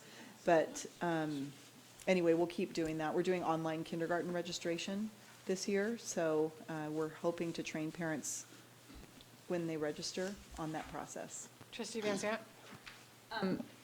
It's possible this doesn't belong on this list, and I put it here because I wanted to have the discussion, which might not be the right time. So I'm wondering if it can be, I'm interested in more as a topic of communications. I've been in an environment where we've started texting families rather than calling them, and this is the future, and I feel like we need to make it happen. I think texting should replace robocalls. Anyway, but it sounds like more of it's a project, not probably rather than like a budget issue. So Okay, perhaps in the strategic plan. So you're saying even though this was your item, I could put it on a no, but I was using it as a vehicle to get it into the strategic plan, You got it. so we can cross it off now. okay. But Next, since yes. Superintendent Cuban brought up the issue of online kindergarten registration, I am concerned of the unintended consequences of income and access to computers being, those families being able to register first, especially for our two magnet schools. But we can discuss that at another time, since I'm sure you've already taken that into consideration. We have. Perfect. 23, curriculum adoptions. Clarifying questions? Or- I'll just clarify that we're behind in our curriculum adoptions. And the price tag just makes my stomach turn, truthfully. I can't believe that it costs so much. But we are slightly behind in our curriculum adoptions. I would hesitate putting this off. We just finished, or we're finishing our pilot. There's been a recommendation that has come forward for English language arts. We've got some science to do as well. So I hate the price tag, but it's necessary with our Common Core standards to have curriculum that is connected with those standards, not our old standards. So I don't remember who put this on, but do we want to discuss this for the short list, given that information still? Or are you fine? I can't remember, I'm sorry. It was me. Okay. I guess I would feel more comfortable, seeing a chart of when we were supposed to adopt it and when we did and what the plan is, but that might exist somewhere. It's just not in fact. We do have it from a budget perspective, but we could add in the recommended adoption year. I mean, one of the good things about being late is that there's other places that have already tried things and been successful or not successful. So sometimes being late's okay. And part of it is at the elementary level, we cannot adopt 3 or 4 curriculums in a year and expect our elementary teachers to learn them. So it's just kind of paced out a little bit. And it's intentional. So I'm not criticizing that we're late. I'm just saying that if we delay more, it's not a good thing. So Trustee Mogard, do you want this to be discussed here, or are you fine with Superintendent Cuban giving us that information for now? I can skip it for now if Okay. the Director of Education could just send me the plan, and then I'll be able to see it. We will send it through Debbie in a TGIF. Thank you so much. Okay, 24, reduce 1 FTE human resource or PC position. What? Reduce 1 FTE human resources or personnel commission position. Does anyone need clarifying questions on this? Trustee Van Zandt, puzzled? Isn't it not allowed? The Personnel Commission, being a merit district, is determined by our classified employees. They vote it in. Conversely, they're the only group that can vote it out. So we don't have flexibility with the being a merit district or not. And I would say our Human Resources Department is not understaffed. I mean, it's really not overstaffed. If anything, we're probably slightly understaffed for a district of our size, but. So this would really be HR position, not PC position? That's correct. Okay, given that, does anybody want to have a discussion on that? Or- I guess my only comment then is if the classified, basically how I would imagine this going down is that you make a deal with the classified to say, of all the savings, why don't we make a deal where 50% of that savings is put back into the general fund and 50% of it is invested additionally into classified training or something like that. I mean, that's how I would imagine it would be approached. I have no idea. But if this isn't, I mean, I understand that we don't have direct control over their answer. It's their choice. But when do we discuss this, if not now? Do we discuss it in terms of when we're going to sunshine something? Is that when we would do it? It's not negotiated. The Personnel Commission is not negotiated. It's in Ed Code, in the law around how the merit system works. And the board has no decision-making over that. That has not been my experience in talking with other districts, but. Okay. Well, we can get the Ed Code to you. Oh, it's not the wording of the Ed Code that makes the difference. So are we interested, so if we take the PC position off of this, are people interested in discussing this or putting it on a short list or no? I was only interested in it Okay. if they could be combined for Okay. more efficiency. So then maybe trustee Mogard, if you are not satisfied with the information she provides, we could bring it back at a different point for. That would be fine. Sound okay? Okay, so got through that. Moving on to the next part, which 25 minutes left. Discussion. Number 2, food service, replacing the non-funded portion of fresh fruits and vegetables program with second chance. Comments, discussion? Or put it on the yes or no? Trustee Van Zandt? I'm interested in this being on the short list, but I'm a little concerned that if the sites hate it, it'll be a problem. So that's the only thing but that's really going to be your problem, Deb. So I'm just leaving that out there. I can't tell if the sites hate the idea. Oh, I'm sorry, that's not circled. I know. Sorry, Don't let me talk about it. You still talked about it, Well, though, huh? I thought maybe I was. Skipping over that, I'm sorry. Someone should have called me on that. 3, gate, materials, which we're also going to talk about at the same time as we talk about 11, gate TOSA staffing. So comments. So Trustee Van Sant. Like Trustee Mulgard, I was a little confused. Do we think that the new vision for the GATE program needs this money for supplies, or is this on the list because it's not needed? I'm fine with discussing revising the GATE program, but I want to make sure they have the materials they need. We don't think the 10,000 in general fund materials are needed. Okay. Okay, so then Trustee Van Sant, it sounds like you're saying a yes on 3 for the short list? Does anyone, I don't know. Trustee Barrett? Yes, put it on the short list. Okay, and now I'm skipping, since it's related, over to 11. Discussion on 11 for the actual position, eliminating the full-time gate position and instead creating a full-time gate and MESA position that also does a science fair. Trustee Nelson, you look like you're on the fence with that one. Is that your? I guess I don't have discussion, so I didn't want to jump to the Oh, phrase too okay. fast. I think it should be on the short list. Okay, trustee Barrett? I think it should be on the short list. Okay. Any other comments? We'll bring it back for next week then. Going backwards to 5, reducing conferences, trainings by 10%. Trustee Nelson?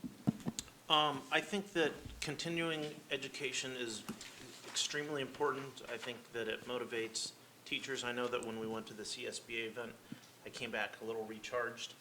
The budget is looking a little bit better, and my gut says that it's really important to keep training people to be better.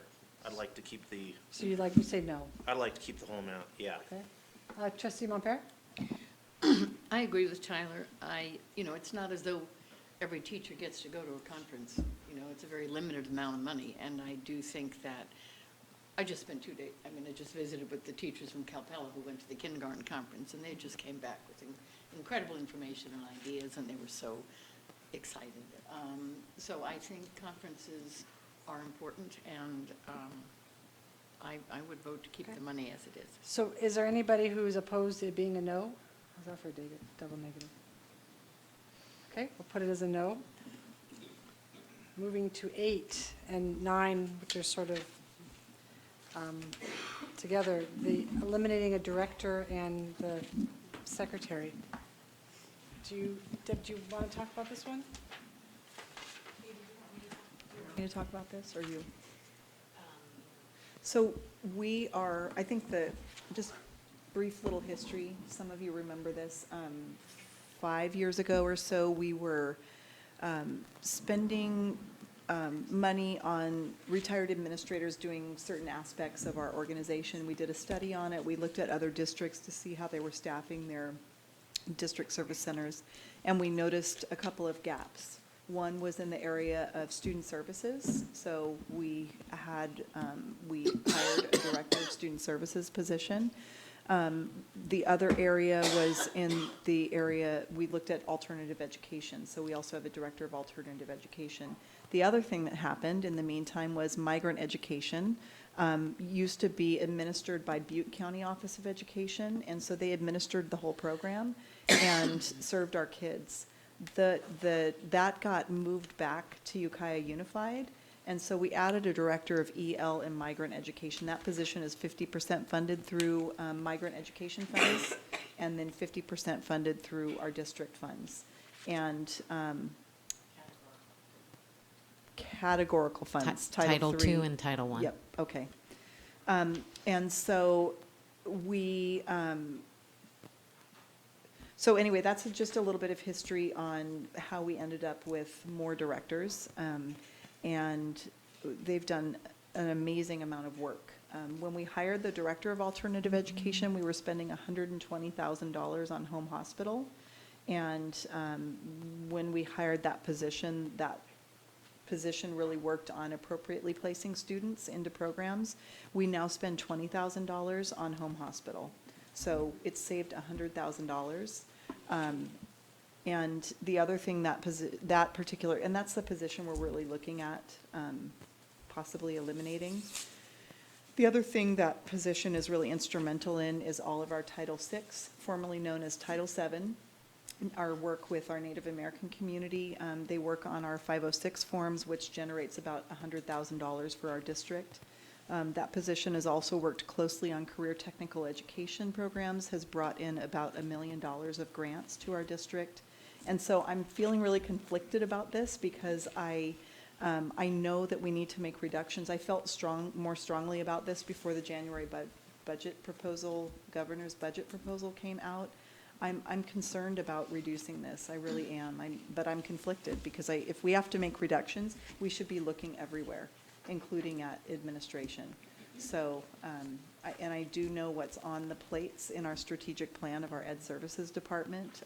That position also oversees charter schools. So, there's some charter school oversight as well. So I'm super conflicted about it. I just wanted to tell you what we're thinking and how the history of those positions were funded.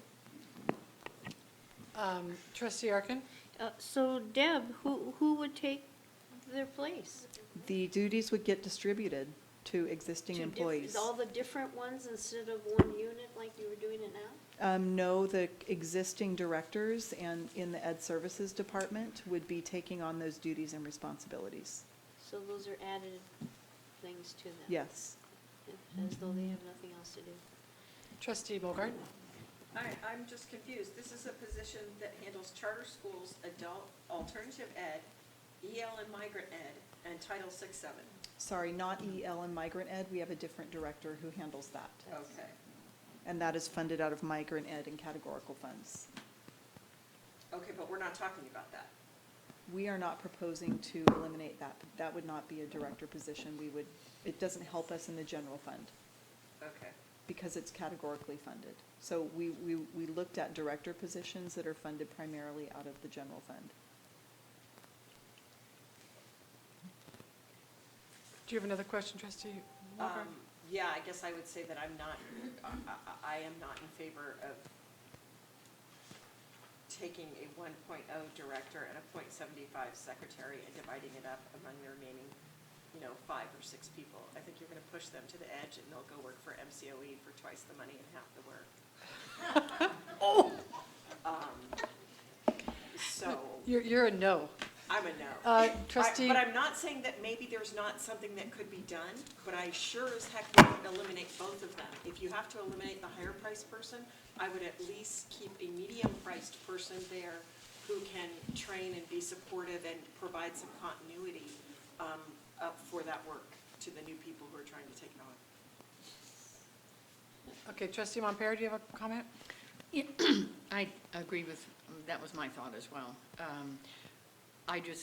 I especially think to do it suddenly right now without having a real plan as to how that's going to be accommodated by other people.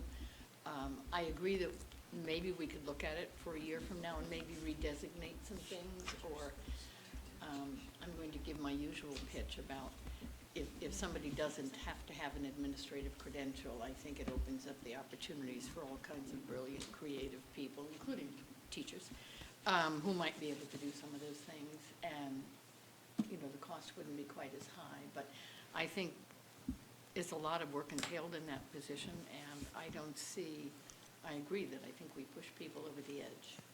And I do agree with your comment about medicine. Okay, thank you. Trustee Nelson? I forgot we were on. I was wondering when you'd remember that. I am concerned about this as well. I know that we always struggle with how the pie is divided up between teachers and administration.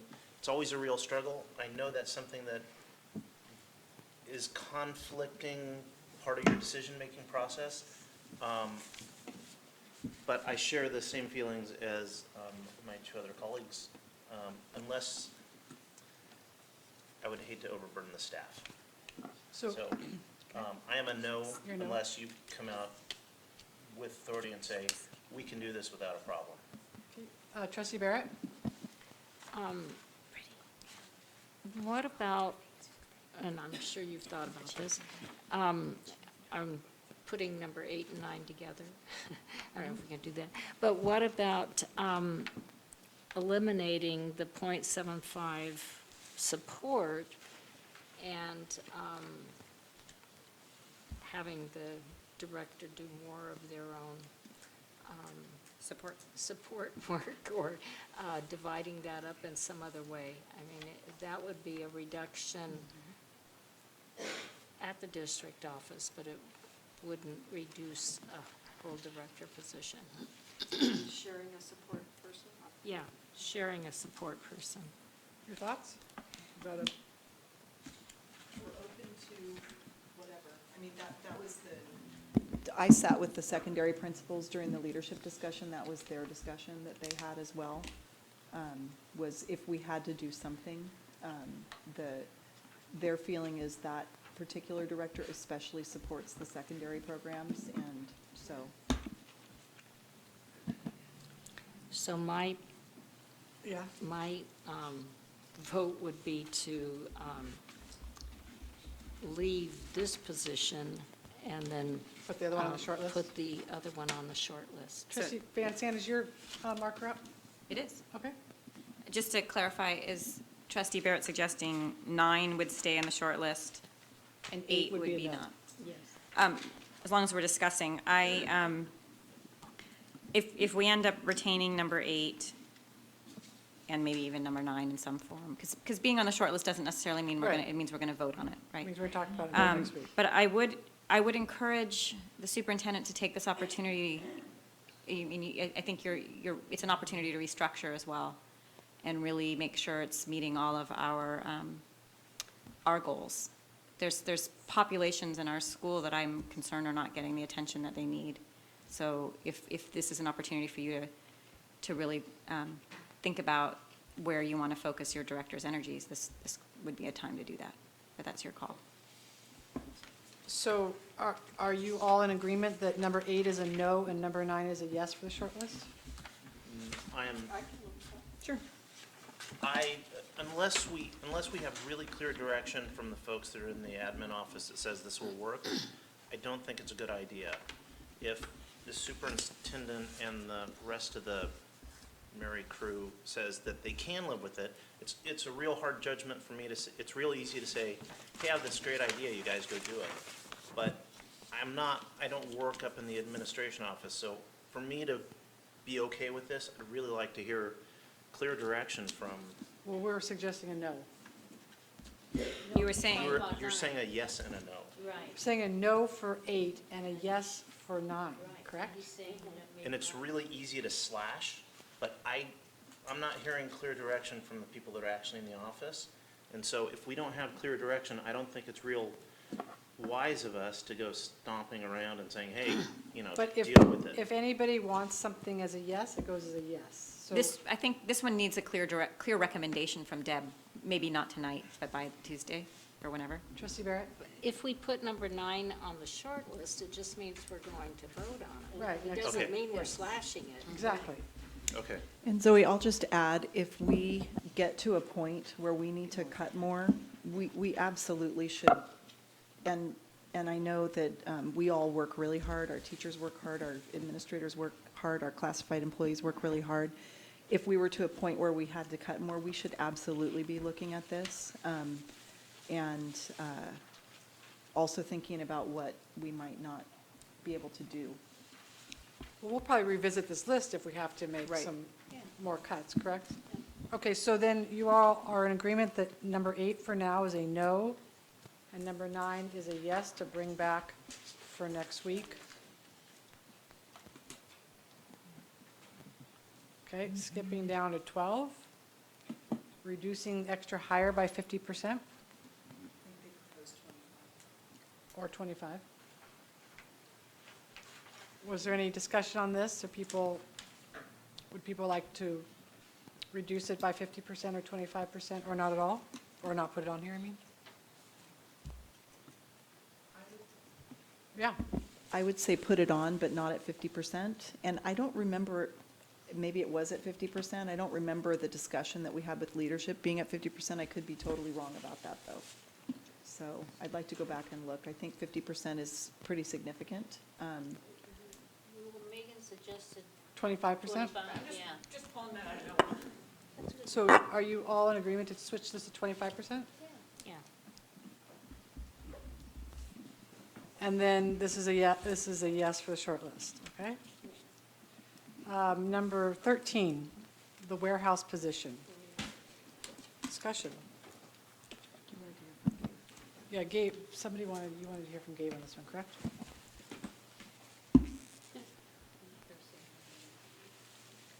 So you're looking for advocacy or my opinion or all of the Your above? opinion.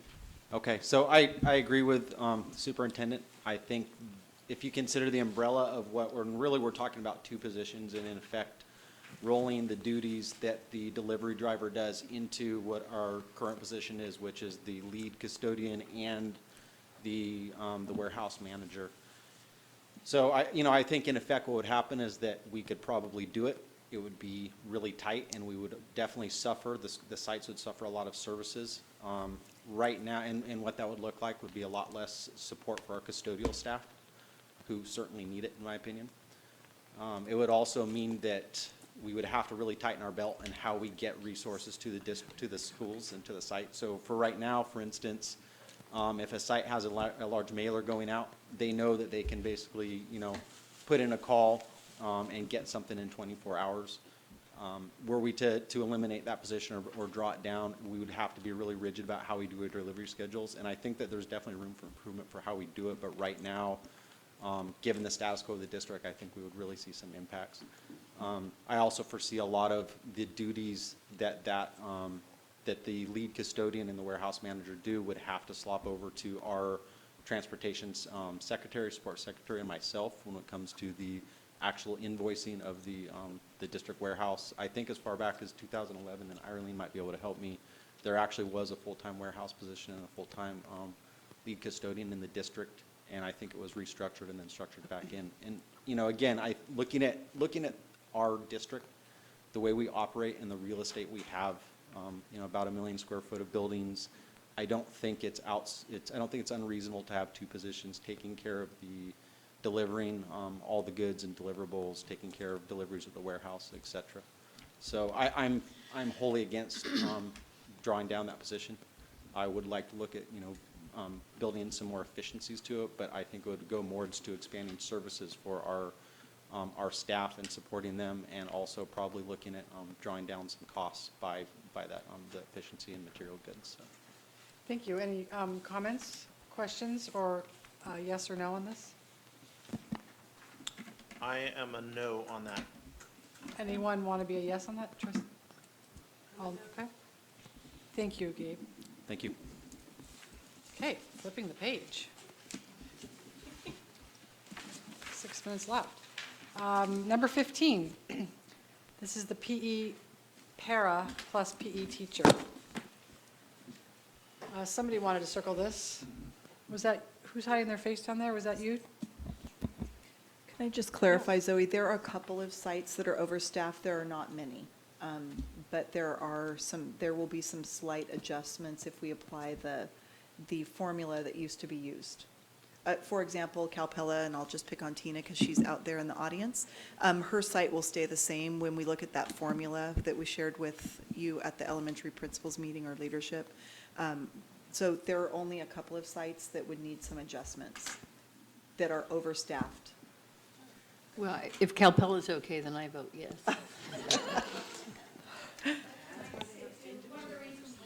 Tina, can you come up to the mic because we're live streaming this? Thank you. One point I'd like to make is that because we've increased enrollment, so we've got more classes and we've got more kids at all the elementary schools, so that may be a reason why that it's going to be minimal. Okay. And a couple years ago, it might not have been that way, but, yeah. And just to be clear, what is the formula that you're talking about? The formula takes a class size average of 30 students, and so we take the amount of CBED's number of students, and then we look at, divide that by 30 and look at, excuse me, the number of blocks of time that is, and then we calculate how many hours that is, and then we calculate the FTE. So it's basically based on the ratio of one para to 30 students. And how many PE teachers? Depending on the calculation, we've looked at that. We have one calculation that doesn't account for the teacher because depending on their schedule, and then we have a couple other scenarios where we've looked at including the teacher's hours. So which one is this one? I need to back up and get totally basic. If I go to an elementary school, do I basically see one trained PE teacher who is mentoring and supervising two paras? Is that more or less what I get? No, because it would depend on the structure of how they have PE, how they run their schedules. Tina, can you come up for a minute and talk about how it works at Calpella, please? Yeah, but she's new, so we're not going to pick on her right now. Okay, so it's paraprofessionals that take the groups, and then the PE teacher does some training with them, like they'll do some model lessons while they're doing that to help show them and be effective in the curriculum, the Spark curriculum.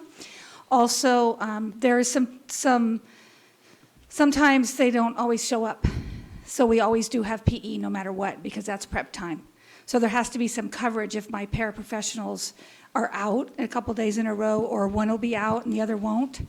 So we have to, it's kind of a coverage issue, and then it's also a training issue. That's how they support. Does that make sense? How many do you have a full-time trained teacher at yours? I have, every elementary school has a full-time PE teacher. Yes, that happened a couple years ago. Trustee Barrett? Oh, I was sorry. making sure that was still in place. Oh, yeah. Oh, I couldn't live without it. You know me, I came a couple years ago and advocated. And just a question, Tina. When you say a para can be teaching 30 students, but yet your K2 or K3 Yeah. Doesn't have 30, Yep.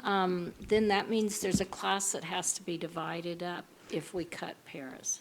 Yep, sometimes that Okay. happens anyway, That's depending what on I who's thought. there and who's not, Yeah. and how to Okay. support the kids. Trustee Van Sant? I would, maybe it's already there. I would advocate that this is on the short list. Okay. And I'll just add to the other scenario Katie was talking about, which is a true direct, including the teacher in teaching every single hour. It's a larger reduction than this. This is pretty conservative, I'll just say. And just to break it down for us, my understanding, and I want to make sure I'm clear here, Deb, so I'm asking you, but it's for my own benefit. I think the PE teachers have been a wonderful addition, and I'm not at all advocating that they're not doing a really great job. But I do understand that the way PE is structured, there's potentially large swaths of time in the day that there is no PE happening. I mean, some people structure all their PE clustered around a couple hours, so I just am saying that PE teachers, who are wonderful additions, possibly have room to accept more teaching time. I mean, I may not be using the language correctly, but that's... I think most elementaries, and I don't want to say 100% because I don't know the answer to this, I think most elementaries now structure their PE throughout the day. I probably won't guarantee that all do that, right? Frank Zeke does not. So that there's a chunk of time in the morning where there's no PE happening. I'm not saying it's not But important time. regardless, this is a Yes. formula that we would use, so it would be kind of irrelevant. Streamlining it. Okay. Yep.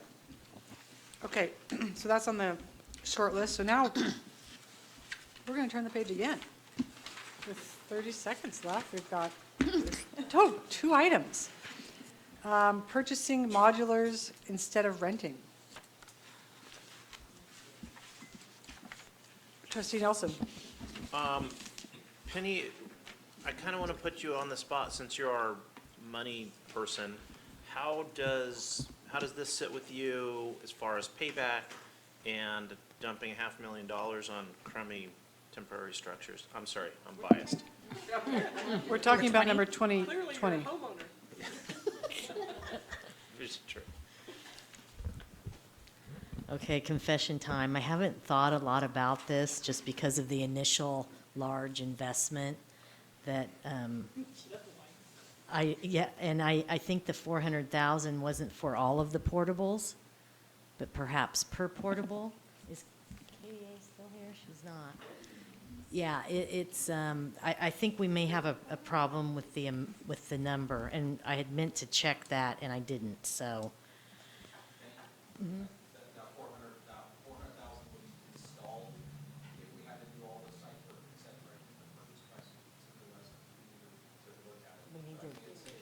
Could we just have a one-pager, cost-benefit, one page? Yeah, on it? yeah, absolutely. We can do that for your TGIF. Would you like that, or would you like it for next week, to bring it back for next week? I think we ought to put it on the short list and we can learn more by next week and either take it off or keep it on. Penny, does that sound reasonable? Could you get that Yes. by next Thursday? Yes. Okay.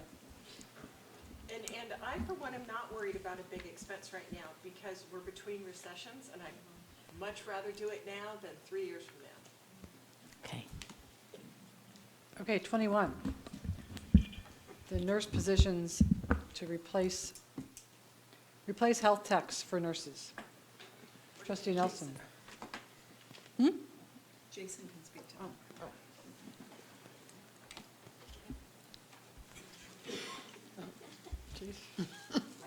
that. The team. Thank you, guys. Hi. So, I know what a nurse is, and You can start over. she whips me into shape every day. And we had a nurse at the kids, I don't know if we have a nurse at the current school or a health tech, but is there a benefit of having one or the other? How does that So work? let me talk about the current structure. Currently, our structure is that we have a health tech at virtually every site of our big sites.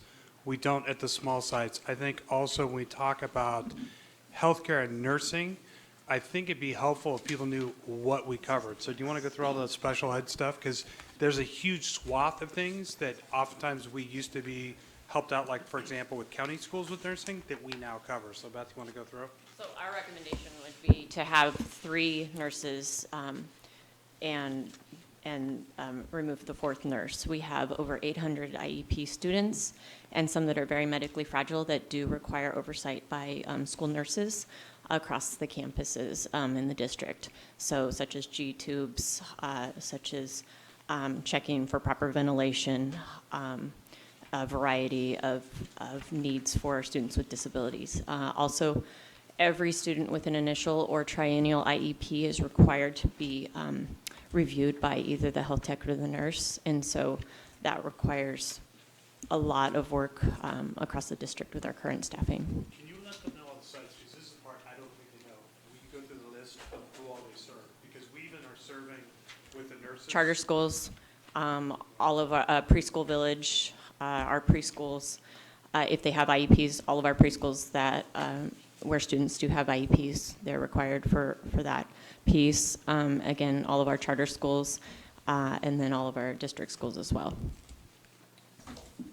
And so, there was one thing, Beth, that you said, do you think our current staffing ratios are correct, or did you say we should consider reducing 1 nurse?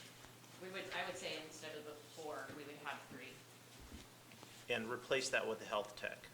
I don't think we necessarily would have to have a health tech. We basically have been running with a 3-nurse model simply because we can't hire.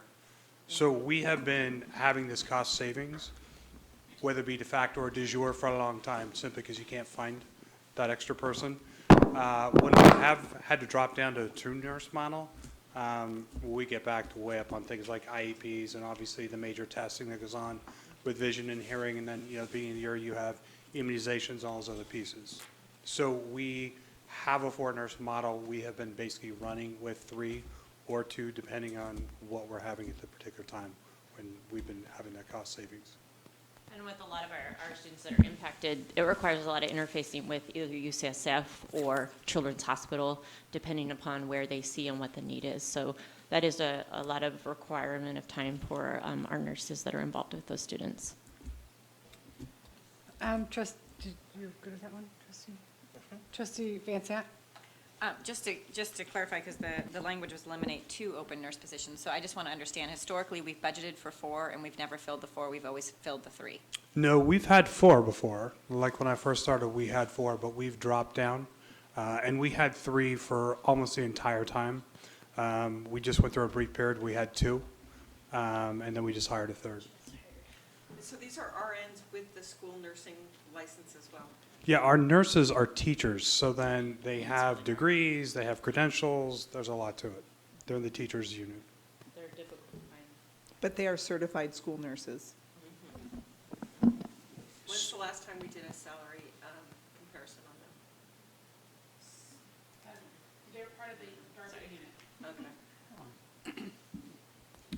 I mean, what we're finding because of the aging population and because of the demand for nurses is that they are way out of whack, even if you're bringing everybody else up at the same time. I guess that's one of those other things that it's not our problem, but It is a problem. it's certainly your problem to deal with. So we've had that discussion, as Terry could address. We've talked about this considerably, and it's a difficult situation.